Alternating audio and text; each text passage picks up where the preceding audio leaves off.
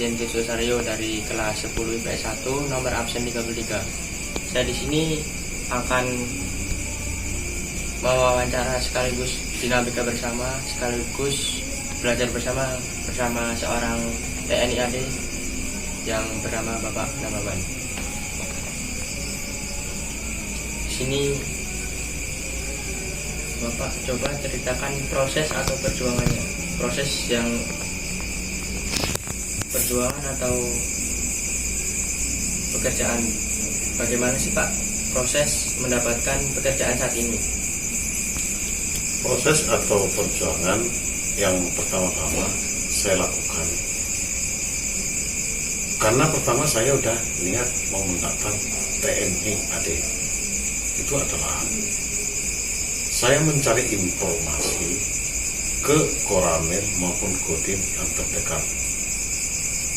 Namun pada saat itu saya sudah menyiapkan data saya maupun ijazah dari SD sampai STM. Itu saya siapkan. Kemudian saya setelah mendapatkan informasi dari Koramil setempat maupun Kodim, saya meminta data-data persyaratannya itu apa yang saya butuhkan, dan itu akan saya kerjakan sesuai permintaan panitia yang ditentukan dari TNI AD. Satu, saya periksakan diri kesehatan saya. Yang kedua, saya melengkapi SKCK. Itu saya satukan satu map. Ketika sudah dapat informasi itu tanggal berapa sampai tanggal berapa pendaftaran itu, sehingga saya pergi ke Ajen. Ajen ini sebagai bagian administrasi. Nah, di sana saya mendapatkan lagi formulir tambahan akan saya isi. Kemudian saya isi formulir ini sesuai yang diharapkan. Nah, di situ kita nanti dikumpulkan para panitia, karena kita sudah mendapatkan pendaftaran tadi. Ditentukan tanggal validasi data ulang atau pendaftaran ulang. Barangkali masih ada persyaratan ini yang masih kurang. Harus lengkap semuanya. Data-data keluarga maupun data-data kita sendiri. Setelah itu dikumpulkan kembali kita di tempat di Ajen tadi.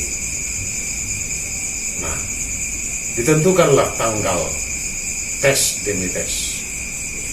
Setelah saya dapat informasi tes apa saja yang akan dilakukan ini, tentunya saya akan mengikuti persyaratannya ini dan saya akan melatih diri. Contoh, lari 12 menit harus dapat 7,5 keliling lapangan bola yang standar internasional. Kemudian ada lagi renang, push up, shuttle run. Kemudian ada sit up. Ditambah lagi tes psikotes MI tentang ideologi. Nah, pada saat zamannya saya waktu tes itu, nanti ditentukan lagi kelulusannya. Kalau tes demi tes kita lulus sesuai dengan nilai yang diharapkan oleh panitia, dilanjutkan terus. Ketika nanti tes pertama kesehatan, JAS maupun MI setelah psikotes, ini suatu syarat yang harus kita lalui. Ya, kalau kesehatan kita tidak sesuai dengan harapan panitia tadi, gugur. Tentu di situ disampaikan kekurangan kita, karena kesehatan kita betul-betul dicek.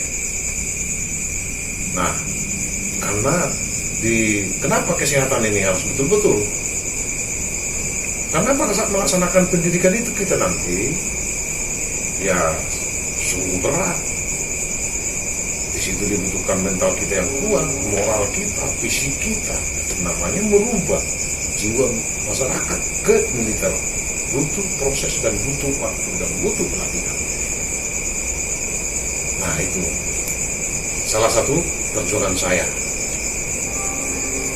Usaha apa aja sih Pak yang dilakukan untuk meraih cita-cita atau harapan? Ya, usaha kita ini karena tadi sudah diberikan formulir suatu ketentuan itu yang harus kita laksanakan. Ya tentu tes demi tes tadi ya saya harus menyiapkan diri, belajar psikotesnya, belajar untuk lari, belajar untuk renang. Ya tentu kita sebagai umat yang beragama, kita harus selalu berdoa. Karena saat-saat kita berjuang, disitulah dibutuhkan doa, restu orang tua, keluarga, maupun sahabat-sahabat yang lain. Ini yang membuat keyakinan saya bisa lulus. Dan hal apa aja Pak yang membuat semangat atau menjadikan diri kuat dalam meraih pekerjaan saat ini? Itu bisa saya lakukan karena harapan saya, kenapa orang bisa, kenapa saya tidak bisa. Ini suatu motivasi diri saya. Karena bagi saya, manusia ini sama. Udah kita tahu tadi cara-cara pelatihannya itu, tes-tesnya itu, ya kita berusaha maksimal mungkin. Bila perlu, nilai kita tuh di atas rata-rata. Sehingga kita yakin. Tentu tadi dua orang tua itu sangat luar biasa. Ini yang membuat saya sangat termotivasi dan semangat. Dan perjuangan apa yang berkesan selama ini Pak? Perjuangan saya terakhir, karena waktu saya tes tahun 97, saya daftar sampai 4 kali. Nah, kesannya itu, saya ingat orang tua saya, tinggal ibu saya, karena bapak saya sudah meninggal tahun 95. Saya panggil dari Medan sana ke Cirebon, minta doa restunya. Karena pada saat Tantohir itu, di sini sangat dibutuhkan tadi doa itu kesan doa ibu saya luar biasa bagi saya. Puji Tuhan, saya lulus berkat support keluarga maupun termasuk dua orang tua saya tadi. Itu kesan saya yang sangat luar biasa. Dan untuk dinamika kerja nih Pak, apa ritme atau pola kerja ini ada misal jam masuk kerja sampai pulang kerja itu bagaimana itu Pak polanya? Nah, pola kita kerja itu tentu kan sudah ada aturan yang sudah diberikan pimpinan kita di kantor. Inilah sebagai panduan kita dalam bekerja. Tentu di sini dituntut kita dengan bekerja semangat hati yang ikhlas dan tulus. Ya, kalau kita sebelum melaksanakan pekerjaan itu ataupun kegiatan, selalu berdoa. Itu yang kami lakukan. Kemudian, untuk jam, karena kita tadi sebagai abdi negara, tidak ada yang ditentukan. 1 kali 24 jam kita harus siap. Seperti itu. Hal apa aja yang dilakukan selama bekerja Pak? Atau semacam mungkin rutinitas kerja dari pagi sampai malam itu apa itu Pak? Kalau rutinitas kita bekerja, kalau yang saya alami dulu di batalion ataupun satuan lama, itu sudah ada jadwal kegiatan yang sudah diberikan dari staf-staf. Nah, sekarang kita sudah di kewilayahan ataupun di koramil maupun di kodim.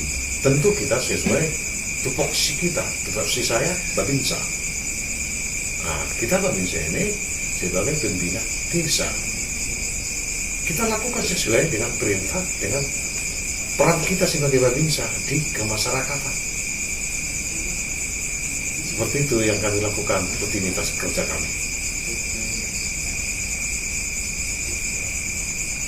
Dan untuk relasi atau rekan kerja nih bagaimana Pak?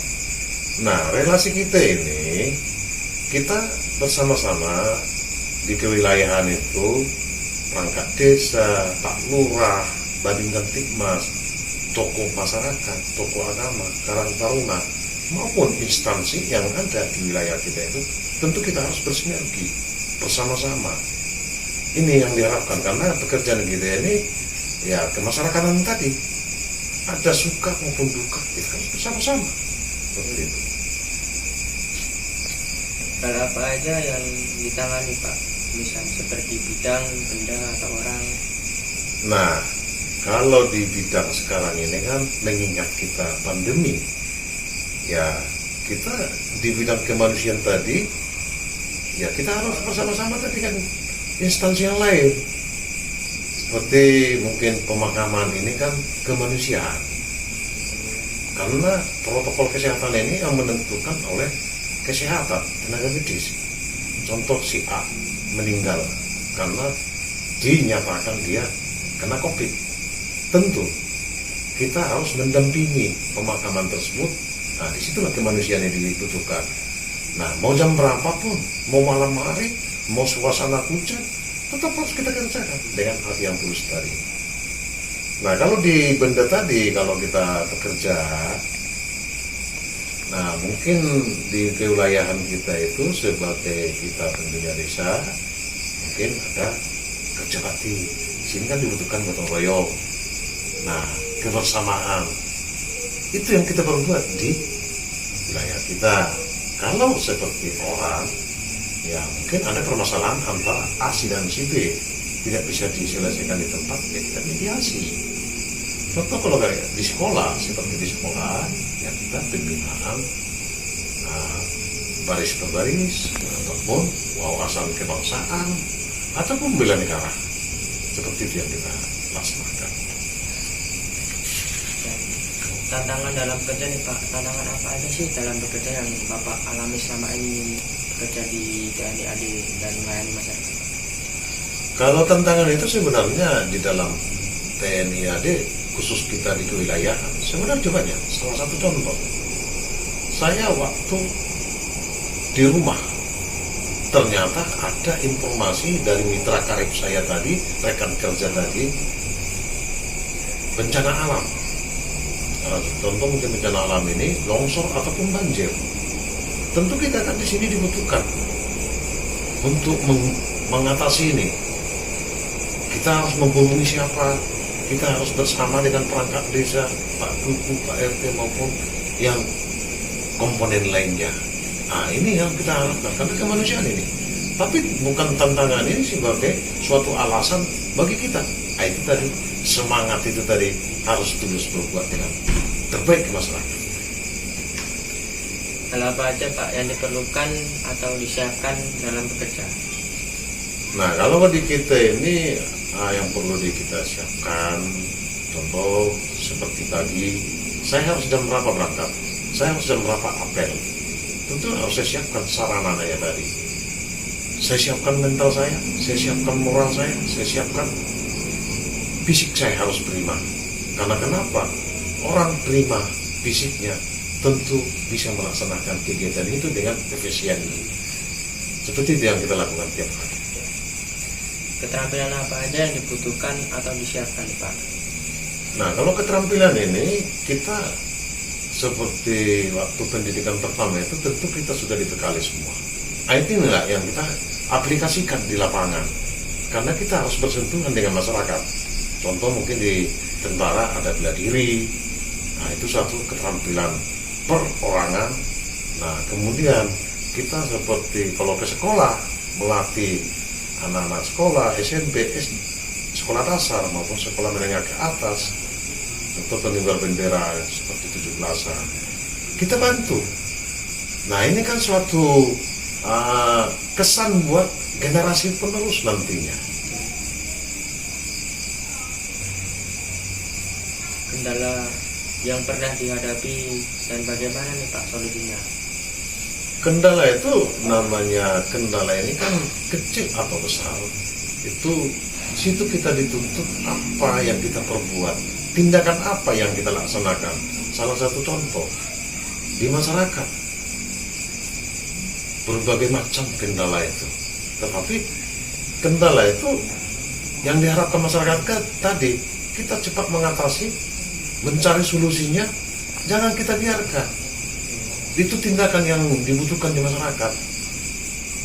Jadi sering kita laksanakan ini, sering kita hadapi ini, tetapi kendala itu bukan suatu masalah buat kita.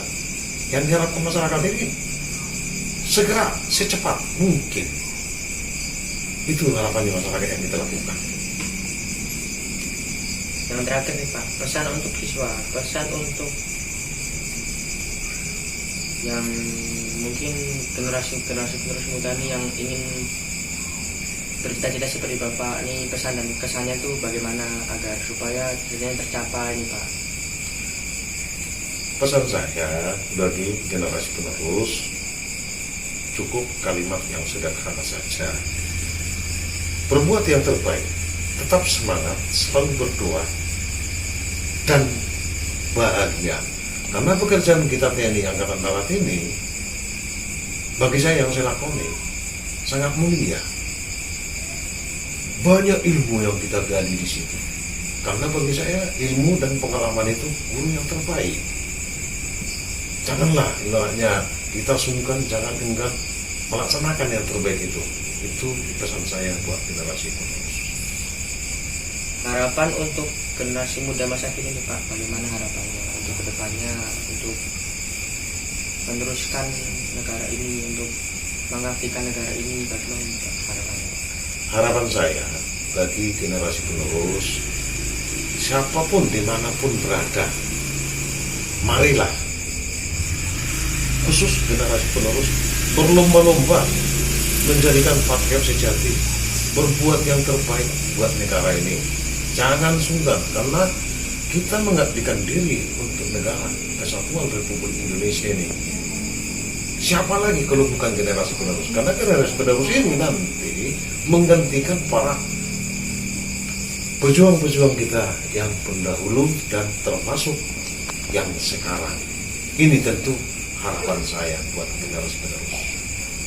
Dan itu tadi sekian perbincangan atau wawancara pada malam hari ini bersama Bapak Nababan yang bekerja sebagai TNI AD.